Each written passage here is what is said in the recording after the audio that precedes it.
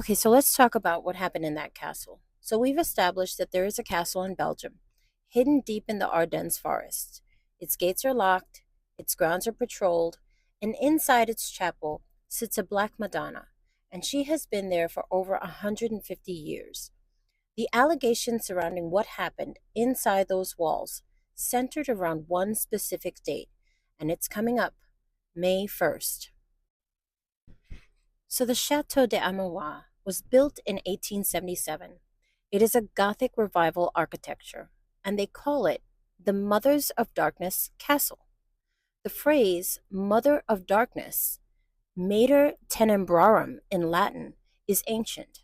It comes from an 1845 essay by Thomas de Quincey. He wrote that just as there are three fates, there are three sorrows: the mother of tears, the mother of sighs, and the mother of darkness. She is the youngest, the most powerful, and the defier of God.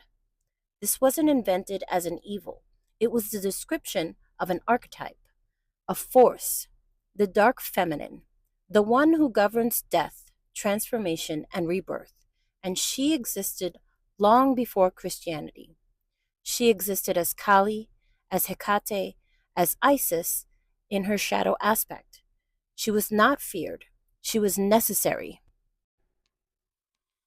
So, according to accounts, the Mothers of Darkness were custodians of esoteric knowledge passed down through centuries, knowledge that predates organized religion, even.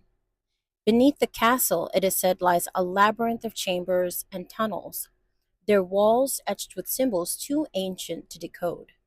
And the castle today remains inaccessible to the public. Gates locked, grounds patrolled, and the owners making no statements about the rumors. Self proclaimed survivors of the human trafficking have said they were personally inside the chapel and were part of the rituals centered on the Black Madonna. Not Christian rituals, but blood sacrifices, with hooded figures, women in cloaks. Now, this is unverified testimony, but it is the origins of the name Mothers of Darkness.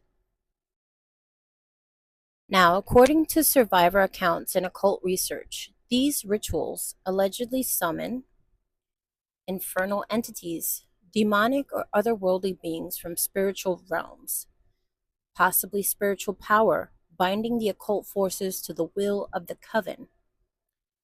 Visions and messages. They channel supernatural guidance for worldly events and dark manifestations of the divine feminine, connecting with the ancient pre-Christian goddess archetypes through the Black Madonna statue. The Black Madonna serves as a focal point for these ceremonies, not as a Christian figure, but as a vessel for ancient power.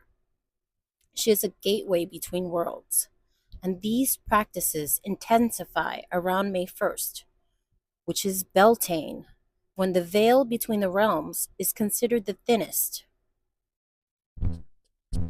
A woman known as Witness X1. Her real name was later revealed to be Regina Louf. Regina came forward and described being trafficked from age 12. She had been taken to private gatherings at estates and castles. She named judges, she named politicians, she named elites. And when the police checked her testimony, they found that she had inexplicably accurate knowledge of an unsolved 1984 murder. She had details about the crime scene that were never made public.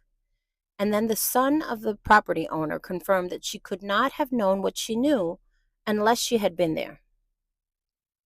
So what did the Belgian authorities do? Well, they removed investigators who believed her. They replaced them. They leaked her identity to the press. A woman known as X1 was later revealed to be Regina Louf. Her identity had been leaked intentionally.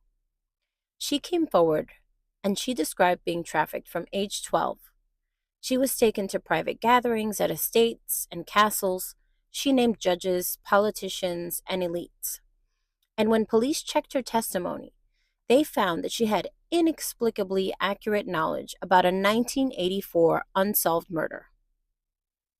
She had details about the crime scene that had never been made public, and the son of the property owner confirmed she could not have known what she knew unless she had been there. So, what did the Belgian authorities do? Well, they removed the investigators who believed her. They replaced them, they leaked her identity to the press, and the government owned TV station launched a campaign to destroy her credibility. She was never called to testify. The castle is described as having a cathedral inside, with a dome containing 1,000 lights. The phrase "1,000 points of light" is cited as an Illuminati signal. When George H.W. Bush used the phrase publicly, those within certain circles recognized it as a reference to the castle and its ceremonies. Now, here's where the Black Madonna comes back into the picture. The chapel at Château de Amerois was specially designed, decorated by the painter Jules Helbig. At its center, a Black Madonna. Now, self-proclaimed survivors connected to the Dutroux network have claimed they were inside that chapel. What took place there was not Christian devotion. The Black Madonna, this ancient image of dark, sacred feminine, was placed at the center of the rituals that had nothing to do with honoring her. Now, I know this piece was long, and I'm sorry it took so long to finish it. It's clearly being suppressed by the algorithm. So if you can, please like, share, and follow along for more of these strange stories. What happened at that chateau is probably darker than we could even imagine.